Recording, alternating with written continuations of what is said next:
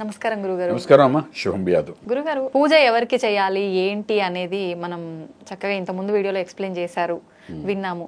అసలు పూజ చేసే పద్ధతి ఏ రకంగా ఉండాలి, నిత్యం పూజ చేస్తూ ఉంటాం, ఏ సమయంలో చేయాలి, ఏ రకంగా చేయాలి అనే సందేహాలు కూడా ఉంటుంటాయి కదా గురుగారు. ఏ రకంగా ఉండాలి గురుగారు పూజా విధానం? సాధారణంగా మన పూజ అనే విషయానికి వచ్చినప్పుడు కొంతకాలం ఉంది దానికోసం. అంటే నియమనిష్టల్లో కాలం కూడా ఒక నియమంగా ఉంది మాట. కాలం ఎందుకు నియమంగా ఉంది అని అంటే, మీరు చూడండి, పంచాంగం ఓపెన్ చేసిన తర్వాత, అంటే సాధారణ పంచాంగాలు చూసేవాళ్ళు తెలుస్తుంది, ఉదయం 6 గంటల నుండి సాయంకాలం 6 గంటల వరకు దుర్ముహూర్తం, వర్జం, కుడికి కాలం, రాహుకాలం, యమగండం, ఇవన్నీ ఉదయం నుండి సాయంకాలం కనబడతాయి.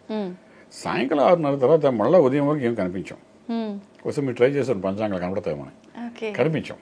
అంటే సూర్యోదయం నుండి సూర్యాస్తం వరకు ఇవన్నీ కాలాలు ఉన్నాయి. అంటే నాకు తెలిసిన ఎక్స్పీరియన్స్ చెప్తున్నమాట. ఏ పంచాంగం చూడండి, కావాల్సి ఇప్పుడు పంచాంగం తీసి చూడండి. మీకు మార్నింగ్ 6 మొదలైతే శనివారం అయితే 6:30 నుండి దుర్ముహూర్తం అంటారు. ఇవన్నీ కాలాలు సూర్యోదయం, సూర్యుడు ఉదయించిన తర్వాత సూర్యుడు అస్తమించే లోపలే ఇవన్నీ మనకు 90% కనబడతాయి. ఆ తర్వాత రాత్రి ఏం కనిపించదు. సో రాత్రి ఎందుకు కనిపించదు అని ఒక ప్రశ్న మళ్ళీ మనకు వస్తుంది. అంటే రాత్రి కాలంలోని మనకు ఈ దోషాలు తక్కువ. అక్కడ రకంగా చెప్పాలంటే పంచాంగరీత్యా దోషాలు కనబడవు. సో కాలంలోని మనకి ఏంటంటే, ఆ రాత్రి నుండి మళ్ళీ పగలు మొదలైతే మన 12 గంటల తర్వాత ఏదో మొదలవుతుందో, అమ్మవారిని రాత్రి కూడా కొలిస్తే మంచిది అంటారు, అయ్యవారిని ఉదయం పూట కొలిస్తే మంచిదని చెప్తారు. ఇది కూడా శాస్త్రంలో చెప్పిన విషయాన్ని సింపుల్ గా చెప్పేస్తున్నాం అంతే. మళ్ళీ ఏ శాస్త్రమో ఇవన్నీ అనకండి, ఉన్నది మనం చెప్తాం. పెద్దల గురువులు చెప్పిన విషయాలు మనం చెప్తాం అంటారు, మన సొంతంగా ఏం చెప్పేదేం లేదు. సో అయ్యవారిని అంటే ఇక్కడ శివుని తీసుకుందాం. ఉదయం లేచి 12 గంటల వరకు అభిషేకాలు జరిగిపోతుంటాయి. ఆయన ఊపిరి కూడా పీల్చుకొని చేసేస్తారు మన వాళ్ళందరూ. ఏ శివాలయంకి వెళ్ళండి, 6 గంటలు మొదలు పెడతారు, 12:30 వరకు శ్రీశైలం వెళ్ళండి, 12:30 1 గంట బంద్. సత్యనారాయణ స్వామి గుడికి వెళ్ళండి, 1 గంట వ్రతాలన్నీ బంద్. ఆ తర్వాత మనకి చేయమంటారు. అంటే ఏమైపోయింది, ఉదయం 6 నుండి స్వామివారికి అభిషేకాలు అద్భుతంగా జరిగిపోతుంటాయి. ఇంకా స్వామివారికి డిసైడ్ అయిపోవాలన్నమాట. అలసిపోయినారు నువ్వు వినకుండా కూడా ఆ శివుడికి అభిషేకం చేస్తారు, ఫిక్స్ అయిపోయింది ఆయనకి. అమ్మవారికి సాయంకాలం సంధ్యా సమయంలో దీపారాధన చేసి శ్రీచక్రారాధన చేసిన అమ్మవారి పూజ చేస్తే దానికి ఒక శక్తి బలం ఉంటుందంటారు. సాయంకాలం కూడా అమ్మవారు చేస్తుంటాం. అలాగే మనకు బ్రహ్మ ముహూర్త కాలం ఉంది, అది 3 గంటల తర్వాత నుండి మనకు ఉదయం 5:30 వరకు ఆ కాలాన్ని మనం పరిగణనలో తీసుకుంటాం. అందులో ముఖ్యంగా ఏంటంటే మంత్ర సాధనకి చాలా మంచి సమయం అంటాం. ఒక సాధకుడు మంత్రాన్ని సాధన చేస్తే, అంటే శ్రీ విద్యలో ఉండి కానీ ఒక మంత్రాన్ని ఉపదేశం పొంది ఆ మంత్రం సాధన చేయాలంటే 3:15 నుండి 5:30 లోపల ఆ సాధన చేస్తే సాధనకి తగ్గ ఫలితం, అంటే దానికి తగ్గ వాక్ శుద్ధి అనుకోండి, దాని తగ్గ జ్ఞానం అనుకోండి, అంటే అవేర్నెస్ ఆఫ్ ద థింగ్స్, అంటే జరగబోయే విషయాలు తెలుసుకోవడం అనుకోండి. మంత్ర సాధనలో ఏం చేయాలన్నా అది చేయడానికి, మంత్రశక్తిని పెంపొందించుకోవడానికి ఆ సమయం చాలా బాగుంటుందని చెప్తాం అన్నమాట.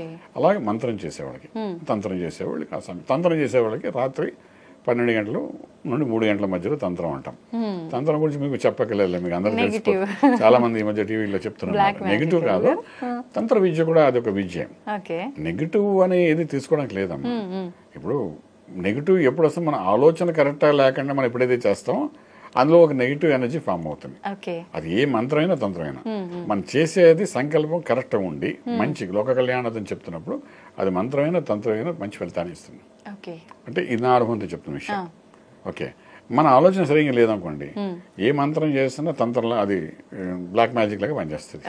అంచేత మనం చేసేది సంకల్పం బాగుండాలి, పల్లవాడి వాడికి బాగుండాలి అనుకుంటూ మనం ఏమైనా చేస్తే ఫలితం బాగుండాలి. అదే మన వాడికి ఇలా చేసేది వాడు ఏదో అయిపోవాలని మనం చేస్తే మనం అది మంత్రమైనా తంత్రమైనా దాని ఫలితం కూడా నెగిటివ్గా వెళ్తున్నాడు. సో మనకు శాస్త్రంలో చెప్పిన తంత్రం కానీ మంత్రమైనా తీసుకునేదాన్ని రెండు శాస్త్రాలు అవి. ఓకే, కొందరు దాన్ని ఫాలో అవుతారు, కొంత దీన్ని ఫాలో అవుతారు. సో ఈ తంత్రశాస్త్రానికి సంబంధించి కొన్ని పూజలు చేసేవాళ్ళు ఏంటంటే అరదా 12 గంటల నుండి 3 గంటల వరకు వాళ్ళు తీసుకుంటారు. అంటే నాకు తెలిసిన విషయం చెప్తున్నాను అంతే. మళ్ళీ దాని మీద చాలా మంది ఆర్గ్యుమెంట్ చేస్తారు, తెల్లారి ఏంటి శర్మగా ఎలా చెప్పారు అని గొడవ పెట్టేవాళ్ళు కూడా ఉంటారు ఈ విషయం మీద. బట్ నేను ఉన్నమాట చెప్తున్నా, ఈ 3 నుండి 5:15 ఉదయం వరకు చేసే బ్రహ్మమయ కాలంలో మనం ఏదైతే మనం చేస్తాం మంత్ర సాధన, అది ఫిక్స్డ్ డిపాజిట్ లాగా మన లైఫ్లో ఉంటుంది. ఫిక్స్డ్ డిపాజిట్ అంటే ఏంటి, మనం ఎప్పుడో తీయమని వాటి మీద వచ్చి ఇంట్రెస్ట్ మనం వాడుకుంటాం అంతే కదా, అలా ఉంచేస్తాం కదా. సో 100% ఫిక్స్డ్ డిపాజిట్ అనుకోండి. ఇది ఎంత అక్కడ సాధన చేస్తావో భగవంతుడి యొక్క అకౌంట్లోని ఫిక్స్డ్ డిపాజిట్గా ఉంటుంది. అంటే ఆ టైంలో నిత్య దీపారాధన చేసిన పుణ్యం అలా ఉంటుంది. సో ఆ టైంలో చేసే ఈ వ్యవహారం ఏదైతే ఉందో దాన్ని మనం బలోపేతం చేయాలి. ఏ వ్యక్తికైనా మనం ముందు చెప్పాల్సిన ఏంటంటే, ఏ అమ్మవారు కానీ అయ్యవారు కానీ, ఏ ఇంట్లో ఉన్నవాళ్ళు, ఇంటి ఇల్లాలనుకోండి, ఇంటి యజమాని అనుకోండి, ఆ 3:15 నుండి 5:30 మధ్యలో ఏదైతే సాధన చేస్తారో అది 100% ఫిక్స్డ్లోకి వెళ్ళిపోతుంది. సో మిగిలిన టైంలో చేసేదంటే సేవింగ్ అకౌంట్ లాంటిది. వస్తుంది పోతుంది, అభిషేకంతో పోవచ్చు, రావచ్చు, ఆర్భాటం ఎక్కువ ఉండొచ్చు, నలుగురు చూసి ఓహో వీడు ఇంత ఆవిడంతా అనుకోవచ్చు, దిష్టి తగలచ్చు, ఏదైనా జరగచ్చు. అది మనకు ఏ సేవింగ్ అకౌంట్ లో డబ్బు మనకు ఎంతసేపు ఉంటుంది చెప్పండి? ఉండదు. ఫిక్స్డ్ అంటే దాన్ని ఎవరు ముట్టుకోవడానికి లేదు, తీయడానికి మళ్ళీ మనం డిసైడ్ అయితే కానీ కాదు అది. తర్వాత మనం ఫిక్స్డ్ డిపాజిట్ ఎప్పుడు వాడతామండి? మనం చాలా అవసరం ఉంటాం. మీ దగ్గర ₹1,00,00,000 ఫిక్స్డ్ వేసినా సరే మీరు ఏం చేస్తారు, చాలా అవసరం వెంటనే వాడి మనం ఒక పిల్లలుగానో పెద్దవాళ్ళగానో ఏదో అవసరం అప్పుడు తీస్తాం, లేకపోతే తీయకుండానే నెక్స్ట్ జనరేషన్ ఉంచుతాం మనం, డెఫినెట్ కదా. సో అలా మనం చేసే మంత్ర సాధన ఆ సమయం చేసేదంతా మనకు మన నెక్స్ట్ తరానికి, మన పెద్దలకి, మోక్షానికి, మనకు సాధకుడిగా సక్సెస్ఫుల్ చేయడానికి ఉపయోగపడదు. మన ఫ్యామిలీలో నిజంగా ఎవరికి ఏం జరగకుండా ఉండాలండి, అందరూ హ్యాపీగా ఉండాలంటే ఆ 3:15 నుండి 5:30 మధ్యలో చేసే మంత్ర సాధన ఏదైతే ఉందో అది 100% సక్సెస్ చేస్తాను. అందులో బ్రహ్మేమూర్తి కాలం అంటారు కాబట్టి అది ఓన్లీ సాధకుడికి సాధన చేశారు. మళ్ళా మంత్ర సాధన అంటే ఎవరు? ఉపదేశం ఉన్న వాళ్ళకి. ఇప్పుడు మనం అప్పుడు కూర్చుని అష్టోత్తరం చదువుతా అంటే పనికిరాదు. ఇక్కడ మీరు ఏం చేయాలంటే ఏదైనా గురువు ద్వారా వచ్చిన మంత్రం ఉంటే ఆ మంత్రాన్ని సాధన చేయడానికి ఆ సమయం బాగుంటుందంట. తర్వాత 5 నుండి 5:15 మధ్యలో, మళ్ళీ ఇది కూడా చాలా మంది తెలుసో తెలీదో, నేను లాజికల్గా చెప్తాను, అది గణపతి హోమం చేసే సమయం అంటాం. గణపతి హోమం చేస్తారు. మీరు చూస్తున్నట్టు అందరిలో గణపతి హోమం చేద్దాం, మన ఇంట్లో అంతా బాగుంటుంది కదా అంటారు. ఈ గణపతి హోమం ఎక్కడ మొదలవుతుంటే వాళ్ళ ఇంట్లోనే ఉదయం నెమ్మదిగా కాఫీలు అంతా అయిపోయిన తర్వాత కూర్చుంటారు. రాత్రి పడుకుని ఉంటాడు యజమాని, ఉదయం లేచి ఫ్రెష్ అప్, రాత్రి ఏం చేసినా మనకు తెలియదు, ఉదయం వచ్చి తలస్నానం చేసి పట్టు పంచి కట్టుకుని వచ్చి కూర్చుంటాడు. గురుగారు వచ్చి రెడీ అయిపోయింది సార్, కొంచెం రాత్రి నిద్ర సరిపోలేదు, వచ్చి లేట్ అయిపోయినా అనుకోకుండా నేను ఏందని, నేను రెడీయా మీరు అంటాడు. ఈ శర్మ గారికి ఏమవుతున్నాయంటే, సరే ఎప్పుడు యజమాని వస్తే అప్పుడే కదా చేయాలి, 8 9 మొదలు పెడతాడు ఆయన. ఆ హోమం ప్రసాదం పూర్ణాహుతి అయింది తీసుకుని అయినా ఇస్తాడు, ఈయన పని చేసి వెళ్ళిపోతాడు. కానీ ఆ గణపతి ఆ హోమాన్ని తీసుకోవడానికి, గణపతి అక్కడ వచ్చి కూర్చోవడానికి, మన హోమం చేసినప్పుడు అవిసలు వేస్తున్నప్పుడు అది తీసుకోవడానికి, ఆ మంత్ర సాధన చేయడానికి సరైన సమయం 5 గంటల 15 నిమిషాల సమయంలో గణపతి హోమం చేస్తే దాని ఫలితం అనేది గణపతి అలా కూర్చున్నట్టే మనతోని మనకు మార్గం చూపిస్తాడు. ఎక్కడుంటాడో గణపతి అంటే మన శరీరంలో మూలాధారంలో ఉంటాడు. మళ్ళీ కమింగ్ బ్యాక్ టు ఆస్ట్రాలజీ, మూలాధారంలో అంటే ఈ వెనక భాగం మనం లెక్కేసుకుంటాం కానీ మూలాధారం అని వెన్నుపూడికి అక్కడే గణపతి ఉంటాడు, మూలాధారం ఉంటాం. అక్కడ నుండి షట్చక్రాలు దాటి జ్ఞాననేత్రంతో మోక్ష మార్గం చూపిస్తాడు గణపతి. అంటే ఈ 6 చక్రాలు దాటి జ్ఞాననేత్రంతో మోక్ష మార్గం చూపించాడు, మార్గం చూపిస్తాడు. అంటే ఒక గణపతి పూజ కరెక్ట్గా చేయగలిగితే మంత్రాన్ని కానీ ఆ యొక్క సమయంలో చేస్తే నీకు మోక్షం వచ్చేస్తున్నట్టే. మోక్షం అంటే ఎందుకు ఈ భూమి మీద పుట్టామని దానికి ఆన్సర్ వచ్చేస్తుంది. అది వచ్చేసిన తర్వాత దాన్ని ఫాలో అవుతుంటే మిగిలినవన్నీ మనం ఫాలో అవుతుంటాయి. అంటే మిగతా చాలా అర్థం ఉంది ఇందులోని. చెప్పాలంటే 2 గంటలు చెప్పచ్చు దీని మీద. కానీ నేను అన్నది ఏంటంటే, గణపతిని ఎలా పూజ చేయాలో చెప్పాం కదా, ఆ టైంలో కానీ హోమం కానీ చేస్తే, మొదలుపెట్టి గణపతి మంత్ర సాధన చేస్తే డెఫినెట్గా ఈ భూమి మీద సాధించాలనుకుంది ఆయన చేయగలుగుతాడు. అలాగే మోక్ష మార్గం కూడా ఆయన కనబడుతుంది. ఆ రకంగా వెళ్తూ చాలా మంది కోట్లు సంపాదించి కూడా దేవాలయాలు కడుతుంటారు, కన్యాదానం చేస్తుంటారు, పుష్కరిణిలు కట్టేస్తుంటారు, విగ్రహ ప్రతిష్ఠ చేస్తుంటారు. మరి డబ్బు ఎక్కడ వస్తుంది, వాళ్ళు ఎలా కట్టిస్తున్నారు ఇవన్నీ అంటే సాధకులు వాళ్ళంతా పూర్వజన్మలో చేసిన కొన్ని సాధనలు చేస్తుంటారు. మనకేమో చిన్న చిన్న పనులు కూడా చేయడానికి అవకాశం దొరకదు. అంచేత ఆ గణపతిని గట్టి పట్టుకోవాలి. ఆ టైంలో పట్టుకుంటే 100% ఒక మనిషి యొక్క మూలాధార తత్వానికి సంబంధించిన గణపతి కాబట్టి ఆ గణపతి పట్టుకుంటే మనం ప్రాపర్గా ఏం చేయాలి, మన మొత్తం శరీరంలో ఉన్న ఎనర్జీ అంతా మూలాధారం నుండి వస్తుంది, మన బాడీ నిలబడుతుంటే. సో అక్కడ ఉన్నది గణపతి తత్వం. డెఫినెట్గా మనం ఆ గణపతి పూజ చేస్తే day will be success for you. So ఇలా రకరకాల ఒక్కొక్క దేవతని పూజించడానికి ఒక్కొక్క సమయం అది ఉంది. అయ్యవారిని, అమ్మవారిని, గణపతిని మంత్ర సాధన చేసేవాడికి ఒక సమయం, ఇలా రకరకాలు ఉన్నాయి. ఇలా కొంచెం తెలుసుకునే దాని మీద మనం గురువు ద్వారా తీసుకున్న మంత్రాన్ని కానీ, గణపతి మంత్రం కానీ, బాలమంత్రం ఏది ఇస్తే గురు మంత్రం ఏదైనా చేయాలని, ఏ టైంలో చేయాలి చూసుకుని జాగ్రత్తగా మనం చేసుకుంటూ వెళ్ళగలిగితే, ప్రాక్టీస్ మొదలెడితే అప్పుడు డెఫినెట్గా దాని ఫలితం ఉంటుంది. తర్వాత ఇప్పుడు మీరు ఒక చిన్న లాజికల్గా చెప్తామేనండి. ఇప్పుడు ఒక మినిస్టర్ గారు ఉన్నారనుకోండి, ఒక చోటుకు వెళ్ళాలనుకుంటున్నారు, వెళ్ళి ఏదో చిన్న ఉపన్యాసం ఇవ్వాలనుకుంటారు. అప్పుడు ఆ మినిస్టర్ గారు ఒక్కడే వెళ్ళిపోడు, సమకాలికలు చాలా మంది వెళ్తారు. గన్మ్యాన్లు ఉంటారు, 3 జీపులు ఉంటాయి, పోలీస్ జీపులు, తర్వాత ఒక మెడికల్ కిట్ జీప్ ఉంటుంది, తర్వాత కొంచెం కార్యకర్తలు ఉంటారు, కొంచెం రైట్ లెఫ్ట్ హ్యాండ్ విఐపీస్ వాళ్ళ తోడు వాళ్ళు కొంతమంది ఉంటారు. ఇంతమంది సమకాలికలతో వెళ్తేనే కానీ వాడికి అక్కడ ప్రశాంతత ఉండదు, వెళ్ళినట్టు ఉండదు. ఆఫ్టర్ ఆల్ మినిస్టర్కి ఎలా ఉన్నప్పుడు భగవంతుని పూజ చేసేటప్పుడు వాడిని ఒక్కడనే పూజ చేసి సమకాలికలు కానీ మనం పూజ చేయలేదు అనుకోండి, వాడితో పాటు సమకాలికులు కూడా కూర్చుంటారు. ప్రతి దేవతకి అనుసంధానమైన సమకాలికలు అందరూ ఉంటారు. ఆ సమకాలికలు కూడా మనం దగ్గరుండి పూజ చేస్తే వాళ్ళు కూడా సంతోషిస్తారు, ఆ భగవత్ అనుగ్రహం మనకు పూర్తిగా వస్తుంటారు. ఓకే, అంటే ఎగ్జాంపుల్ కి తీసుకుంటే ఇప్పుడు ఒక శ్రీ విద్యలో ఉంది. శ్రీ విద్యలో నవావరణ అర్చన అంటారు, నవ ఆవరణ అర్చన అంటారు. నవ ఆవరణాలు ఉంటే వాటికి సంబంధించిన అర్చన చేయాలి. ఈ నవావరణలు ఎవరు ఉంటారంటే ఆ శ్రీ విద్యలో అమ్మవారి యొక్క ఈ సమకాలికలందరూ ఉంటారు, ఆ సభకి రావాల్సిన వాళ్ళందరూ ఉంటారు. ఆ దేవతలందరూ ఈ నవావరణం ఉంటారు, ఆవరణలో ఉంటారు. మీ శ్రీచక్రం చూస్తాం కదా, ఆ శ్రీచక్రం మొత్తం వాళ్ళందరూ ఉంటారు. మనం పైన తీర్థం వేసేసి ఊరుకుంటాం. అక్కడున్న దేవతలందరినీ కూడా మనం పలకరించాలి, వాళ్ళని అందరినీ కూడా మనం స్తుతించాలి. స్తుతించి నవావరణార్చన మనం చేస్తే అప్పుడు అమ్మవారితో పాటు వాళ్ళు వస్తారు. వచ్చి అప్పుడు కూర్చుందా అమ్మవారికి అభిషేకం, అమ్మవారి కుంకుమార్చన చేస్తే మొత్తం అందరికీ చేసినట్టు. అంటే సరళ భాషలో చెప్పాలంటే, నేను గ్రాంధిక భాషలో బోల్డని శ్లోకాలు చెప్పాలి ఇప్పుడు కూర్చోబెట్టి మీకు, దాని ఎందుకు మనకు అంత టైం లేదు కాబట్టి అలా చేసినప్పుడు అంటే అమ్మవారు అక్కడ తృప్తి పడతారు. సో మంత్రము, విద్య, మనం చేసే ఉపాసన, తర్వాత పూజ చేసే విధానము, ఇవన్నీ రకరకాలు ఉన్నాయి. మనం ఏ కోవకు చెందిన వాళ్ళని తెలుసుకుని దాని తగ్గట్టుగా ఏ విధంగా మనం పూజ చేస్తే మన ఫలితం వస్తుంది తెలుసుకుని పెద్దల ద్వారా ఆ విధంగా ఎప్పుడైతే చేసుకుని వెళ్తామో డెఫినెట్గా దాని ఫలితం ఉంటుంది. మీరు అన్నట్టుగా పూజ ఎలా చేయాలి అనే విషయానికి అలాగే చేసుకుంటూ వెళ్ళాలి. కొంచెం అలా వెళ్తే మాత్రం lot of change in the house డెఫినెట్గా ఆ ఇంట్లో వాళ్ళందరూ రాజమార్గంలో రాజ్యం పొందుతారు. గురుగారు, నిత్యం పూజ చేసేటప్పుడు ఇంట్లో ఇల్లాలు చేయడం కన్నా యజమాని చేస్తేనే ఆ ఫలితం మొత్తం కుటుంబానికి వర్తిస్తుంది అంటారు కదా, అది నిజమే అంటారా? అది నిజం అంటే ఏమైనా తిడతారా చెప్పండి, యజమాని అంటే చెప్పండి.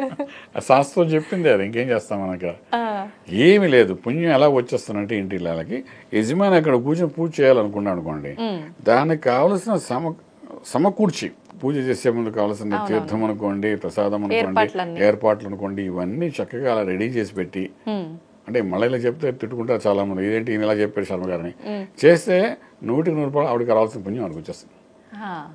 అంత చేస్తే చాలు. పూర్తిగా కూర్చుని గంటల తరబడి చేయవలసిన అవసరం లేదు. యజమాని కూర్చుని చేసేటప్పుడు కావాల్సిన అన్ని ఏర్పాటు చేస్తే చాలు, నైవేద్యంతో సహా చేస్తే ఆ ఇంటి యజమాని అందులో సగభాగం అమ్మవారే కదండి. అయ్యవారి దాంట్లో సగభాగం ఉన్నది అమ్మవారే. శివుడి దగ్గర మనం చూసాం కదండి, అర్ధనారీశ్వరుడు అంటాం కదా, తను చేస్తున్నాడంటే తనలో ఉన్న అమ్మవారి శక్తి ఆల్రెడీ చేస్తున్నట్టే లెక్క. పూర్తిగా అరేంజ్ చేసి ప్రశాంతంగా అయితే చేయించగలిగితే ఫినిష్, ఫలితం వచ్చేసిన టైం. అంటే ఒక లైన్లో చెప్పాలంటే ఇప్పుడు కొందరిలో ఏమవుతున్నాయంటే అయ్యవారు బిజీగా ఉంటారు, ప్రపంచం అంతా తిరుగుతుంటారు, అమ్మవారు అయ్యవారి కోసం పూజ చేస్తుంటారు, ఫలితం కోసం ఎక్స్పెక్ట్ చేస్తుంటారు. ఈ అయ్యవారు దీని గురించి పట్టించుకునే ఉంటారు. ఇవి జరుగుతుంటాయి కొందరిలో. అలా జరుగుతున్నప్పుడు అంటే దీని ఫలితం కూడా నెమ్మదిగా చేరుకుంటున్నాయి. శ్రీరామచంద్రులంతా వాడు కూడా మనకేంటి పక్కన బంగారం సీతమ్మ వారిని పెట్టుకుంటే కానీ యజ్ఞం చేయలేదు, ఆయన లేకంటే జరగలేదు. అది కూడా మేము చెప్పుకున్నాం కదండి, ఉండాలి అని చెప్పి, ఖచ్చితంగా ఉండాలి, లేని ఏ యజ్ఞం చేయడానికి వీలేదు. సో అమ్మవారు ఏంటంటే స్త్రీ అన్నది అమ్మవారి స్వరూపం. ఎక్కడ ఎంత అవసరం అంత ఆ స్త్రీని మనం అమ్మవారి స్వరూపంగా భావించి అమ్మవారి చేత ఆ పని చేయించుకుని మళ్ళీ మనం చేయవలసిన కార్యం మనం చేయాలి. యజ్ఞాలు చేయడం, యాగాలు చేయడం అన్నిటికీ అమ్మవారి పక్కన కూర్చుంటే జరగదు. అంటే స్త్రీ ఇంటి ఇల్లాలు. సో అక్కడ సంకల్పానికి ఆవిడ కూర్చోవాలి, మళ్ళీ సమకూర్చుకుంటూ ఆవిడ వెళ్ళిపోతే చాలు, ఫలితం వచ్చేసినట్టే.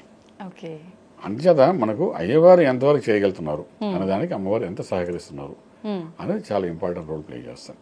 అయ్యగారు 1 గంట చేశారు కాబట్టి నేను 2 గంటలు చేస్తాను, ఆయన మీద డామినేట్ చేయాలి, లేదా నేను చేస్తే ఇసగా నాకు అవ్వదు అనే ప్రసక్తే కాదు ఇక్కడ. చాలా మంది మీరన్నట్టుగా ఫస్ట్ తను చేసి వెళ్ళిపోయిన తర్వాత మళ్ళీ వీళ్ళ పనులు అయిపోయిన తర్వాత వీళ్ళు చేస్తారు 11 గంటలకి. మరి 11 గంటలకు ఏ దేవత పూజ చేయాలి చెప్పండి మీరు? నేను వాళ్ళకి చెప్పిన దాని ప్రకారం అయితే మామూలుగా తెల్లవారుజాము నుంచి మధ్యాహ్నం వరకు అందరి దేవుళ్ళకి గుళ్ళల్లో అయితే చేస్తుంటారు కదా గురుగారు. గుళ్ళో చేయొచ్చు, మన ఇంట్లో మనం చేసుకునే దాని గురించి మాట్లాడారు. మీరు చెప్పారు, చెప్పాను కదా, తంత్ర ఒక్కొక్క టైంలో ఒక్కొక్క దేవతని ఒక మంత్రం తంత్రం అలాగే చేయాలి. అయ్యవారం పగలపూట, అమ్మవారం రాత్రిపూట, ఇవన్నీ చెప్పాను కదా అక్కడ. సో నువ్వు 11 గంటలకి అందరినీ పంపించేసి అప్పుడు దీపం పెడతానంటే అప్పుడు ఏ దేవత చేస్తాం? శివునికి చేయాలా? సరే, శివుని అంటే మనకు ఇంట్లో ఆల్రెడీ ఒక శివుడు ఉన్నాడు, కోపం మీద ఉంటున్నప్పటికీ ఆయన పంపించడానికి ఎవరు ఇంటికి యజమాని, మళ్ళీ ఆయన్ని తలుచుకుంటూ చేయాలంటే ఎలా చేయగలుగుతుంది ఇవిడ? సో ఇదేంటంటే ఒక సమయం అంటూ ఇచ్చేయాలి. దీనికి మన శాస్త్రంలో ఇంకో విషయం కూడా చెప్పారు. ఉదయం లేగానే అమ్మవారు ఇంటి యజమానురాలు చక్కగా దీపారాధన చేసుకుని ఇంటి పనులను మనసులో తలుచుకుంటూ, అంటే ఆహార నియమాలను పాటిస్తూ, నైవేద్యం కానీ పిల్లలకి భోజన ఏర్పాట్లు కానీ టిఫిన్ ఏర్పాటు ఏదైనా చేస్తున్నారంటే ఇవన్నీ చక్కగా నారాయణ మంత్రం చేసుకుంటూ చక్కగా చేస్తే అది కూడా పూజా ఫలితం ఒక నైవేద్యంగా ఉంటూ ఈ తయారు వస్తువులని అది కూడా ఒక రకమైన పూజ చేసినట్టుగానే మనం చెప్తుంటాం అన్నమాట. దీపం వెలిగించి అన్ని మనసులో చదువుకుంటూ అలా చేసుకునే వాళ్ళు చాలా మంది ఉన్నారు, అంటే సమయ అనుసారం. సో ఏదైనప్పటికీ ఇక్కడ భర్త చేసిన దాంట్లో సగం డెఫినెట్గా వర్తిస్తుంది, వెళ్ళిపోతుంది. ఎందుకంటే అర్ధనారీశ్వరుడు కాబట్టి ఆయన చేస్తున్నప్పుడు అంటే ఆయనతో పాటు ఇంటి ఇల్లాలు కూడా చేస్తున్నట్టే. So there is no competition in this. So ఆయనకి సమకూర్చండి, డెఫినెట్గా మీకు అని బాగుంటుంది చెప్పచ్చు. ఓకే గురుగారు, చాలా మంది అల్పాహారం తీసుకున్న తర్వాత కూడా పూజ చేయొచ్చు అంటుంటారు. నిజంగా అలా చేస్తే ఫలితం ఉంటుందంటారా? మంచి ప్రశ్న వేశారమ్మా. అల్పాహారం ఎందుకు తీసుకుంటారు అనేది ఒక ప్రశ్న ఒకటి ముందు వస్తుంది. అల్పాహారం తీసుకుని చేయొచ్చా చేయకూడదా అనే దానికి వచ్చినప్పుడు ఇప్పుడున్న కాలమాన ప్రకారం అంటే మనకేంటంటే అందరూ బీపీ షుగర్ పేషెంట్స్ ఉన్నారు, కూర్చుని చేయాలి, మనసు ఒప్పదు. ఇప్పుడు ఏంటవుతుందంటే ఏ ఆహారం తీసుకుని దానికి ఒక సమయం మనం జీర్ణించడానికి పడుతుంది. అల్పాహారం అంటే 1 గంటన్నర సమయంలో అది మళ్ళీ జీర్ణించుకుంటాయి. పూర్తిగా భోజనం అనేసరికి మనకు 3 గంటల కాలం పడుతుంది. సో మనం పూజలో ఉన్నప్పుడు లేదా దీక్షలో ఉన్నప్పుడు లేదంటే ఒక యజ్ఞం చేసేటప్పుడు ఏంటంటే శరీరాన్ని యొక్క ఆరోగ్యం కూడా మనం చూసుకోవాలి కాబట్టి అటువంటిప్పుడు ఏం చేస్తారంటే ఉదయం లేచి కొన్ని పదార్థాలు ఉన్నాయి, అవి తీసుకున్నప్పుడు దోషం కింద ఉండవు. పాలతో కూడిన కొన్ని పదార్థాలు ఉంటాయి, అది మనకు ఇవన్నీ ఇంట్లో కాకుండా మనం వివరంగా చెప్పచ్చు. సో తీసుకున్నప్పుడు దాన్ని ఆహారం తీసుకున్నట్టుగా ఉండదు, అది ఆహార నియమ దోషాన్ని కింద వర్తించదు అన్నమాట. అటువంటివి తీసుకుని పూజల్లో చేసి కూర్చుంటుంటారు. అది చేసిన 1 అరగంట కూర్చుంటారు, ఎందుకంటే శరీరం అనుకూలత కోసం నువ్వు చేసేదంతా. ఇప్పుడు షుగర్ పేషెంట్ వాడు కూర్చొని నువ్వు 12 గంటల వరకు ఏం తినకుండా కూర్చుంటే వాడు ఎందుకు కూర్చోగలుగుతాడు? ఇక్కడే పడిపోతాడు. అసలు చేసే పూజ దేనికి? ఆ ఫలితం ఉండదు కదా. సో అల్పాహారం తీసుకోవడం దానికి కొన్ని నియమాలు ఉన్నాయి. ఎటువంటి అల్పాహారం తీసుకున్నా కూడా దోషం లేదని కూడా ఉంది, శాస్త్రం ఉంది. అటువంటి తీసుకున్నప్పుడు అది ఆహారం కింద లెక్కలోకి రాదు కాబట్టి అలా తీసుకుని మనం పూజలో కూర్చోవచ్చు. కొంచెం ఆలస్యమైనా మనకి ఇబ్బంది లేకుండా హాయిగా ప్రశాంతంగా చేసుకునే అవకాశం ఉంది. అదైతే మనం శాస్త్రం ఉన్న విషయాన్ని నేను చెప్తున్నాను. ఏం తీసుకోవచ్చు గురుగారు? అలా ఏమి తీసుకోవచ్చు అంటే ఇప్పుడు అంటే రెడీ అయిపోతారు అందరూ. ఉన్నాయి కొన్ని పాలతో కూడిన కొన్ని పదార్థాలు ఉన్నాయి, అవి చేసుకోవచ్చు.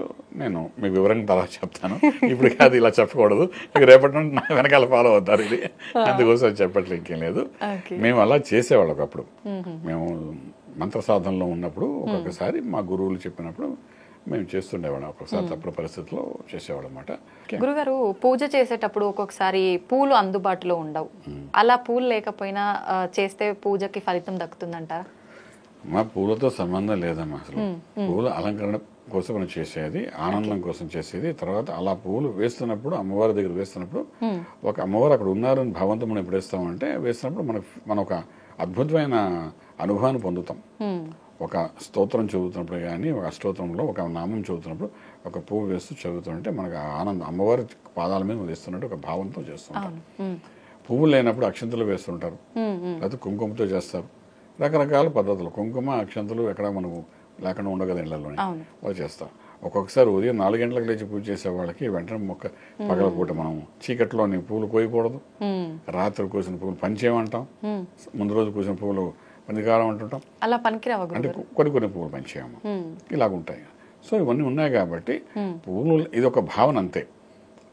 మరీ భక్తిగా వెళ్ళేవాడు అక్షంతలతో వేసినా, కుంకుమతో పూజ చేసినా, సమయ అనుకూలం బట్టి, అప్పుడు పరిస్థితి బట్టి ఎలా చేసినా దాని ఫలితం ఉంటుంది చెప్తా ఉండదు. ఓకే, ధన్యవాదాలు గురుగారు, మంచి విషయాలు తెలియజేశారు. శుభం.